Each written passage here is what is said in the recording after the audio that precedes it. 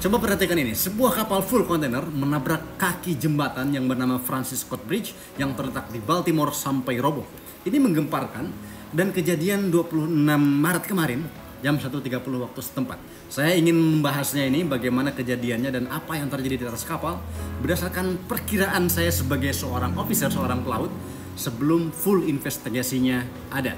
Kapal ini bernama Motor Vessel Dali, dimiliki oleh Grace Ocean Pty Ltd di Singapura. Dan pemilik kapal ini menyerahkan operasional dan technical manajemennya termasuk crewing manajemennya kepada Synergy Marine Group. Synergy Marine Group ini adalah sebuah ship management yang melayani technical management, crewing, dan memiliki 24.000 pelaut yang bekerja pada manajemen tersebut di seluruh dunia dan memanage 668 kapal di seluruh dunia dari berbagai pemilik kapal dan memiliki 28 cabang kantor di 14 negara, termasuk salah satunya Synergy Korea yang baru tahun ini mengambil alih kapal-kapal SK Shipping di mana saya tempat bekerja di situ. Diambil alih manajemennya dari DMS ke Synergy Korea ini.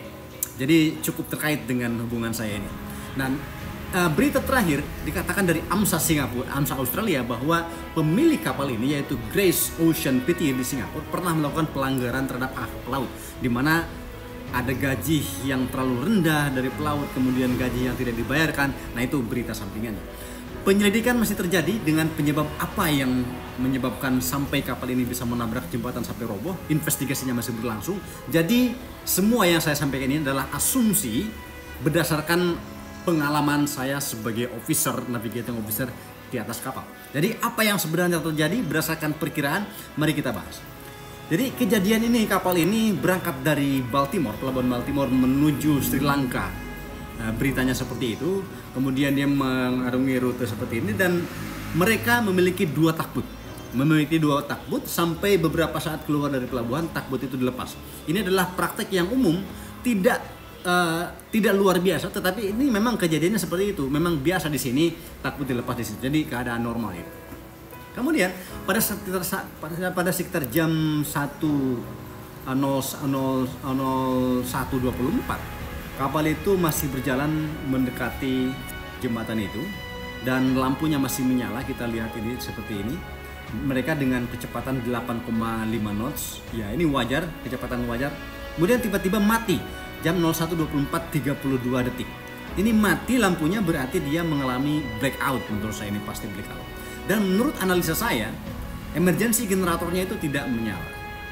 Sehingga kalau emergency generator tidak bisa menyala, tidak ada satupun steering gear yang nyala. Walaupun steering gear yang dioperasikan dengan emergency power gitu. Karena steering gear itu biasanya kan ada dua. Ada motor satu, motor dua, dan salah satu motornya dioperasikan dengan emergency power. Tetapi emergency generatornya tidak nyala.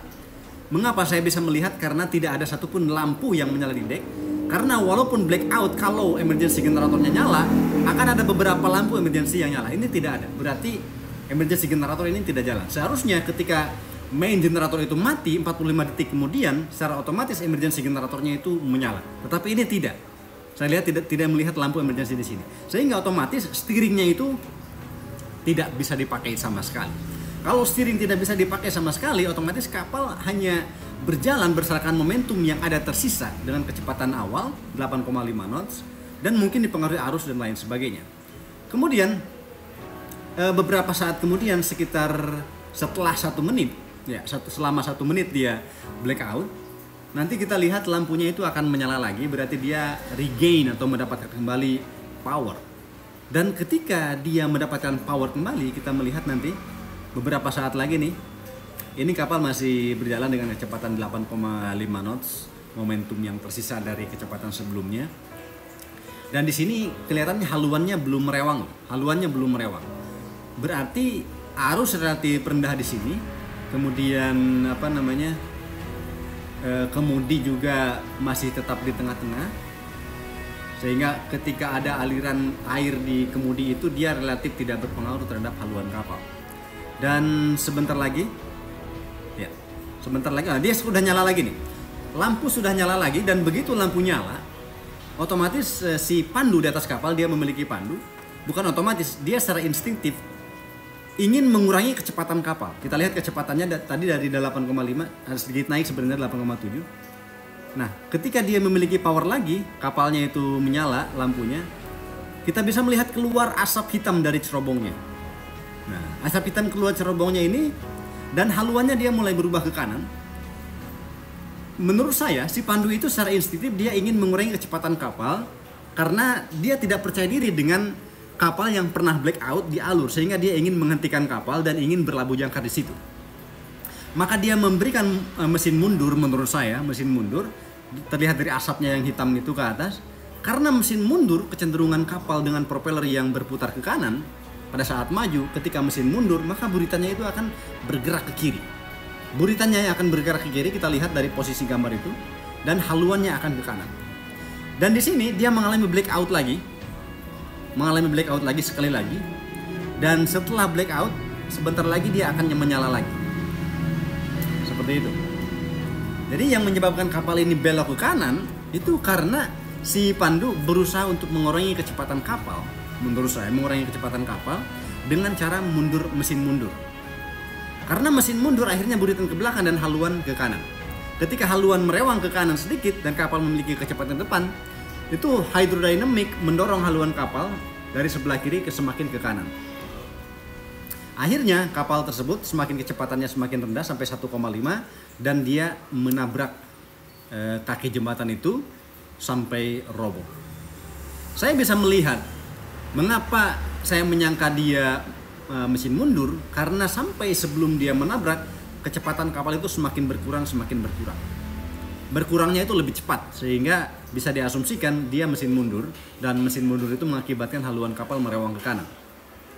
Kalau boleh menyarankan, karena ya ini sudut pandang bagi orang yang melihat dari jauh yang tidak mengalami di atas kapal. Kalau di atas kapal kenyataannya tentulah panik dan sebagainya kan.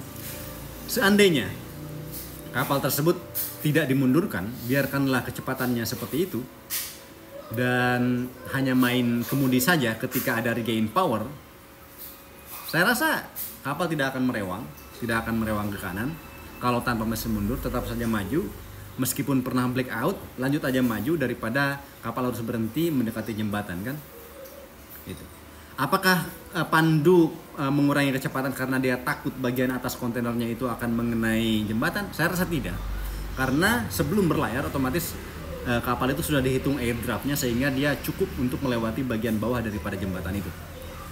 Kesimpulannya apa? Kesimpulannya apa dari kejadian ini?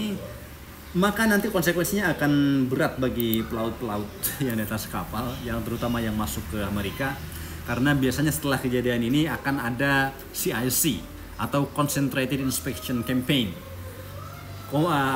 kampanye pemeriksaan kapal yang lebih ketat. Biasanya di bagian otomatis kalau terkait seperti ini akan ke bagian mesin, bagaimana sistem maintenance dari kapal itu, kemudian generator apakah dites segala macam, termasuk checklist sebelum departure.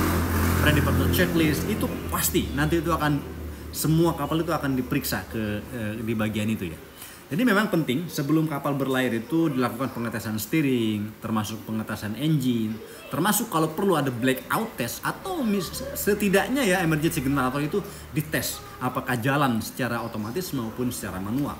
Kadang-kadang ketika tadi blackout kemudian emergency generatornya itu tidak jalan, itu mungkin diakibatkan karena emergency generator sudah lama tidak dilakukan pengetesan. Kemudian ketika dia tidak otomatis lalu dicoba untuk dijalankan secara manual pun tidak menyala sampai 1 menit gitu kan, sampai 1 menit sampai akhirnya main generatornya bisa hidup kembali setelah 1 menit. Tapi itu terlambat karena dia mendekati jembatan yang sudah terlalu dekat, akhirnya menabrak sampai roboh. Semoga kejadian ini tidak terjadi lagi dengan melakukan maintenance yang lebih baik, pengetesan dilakukan dengan sebenarnya, dan persiapan berlayar dilakukan juga dengan sebenar-benarnya.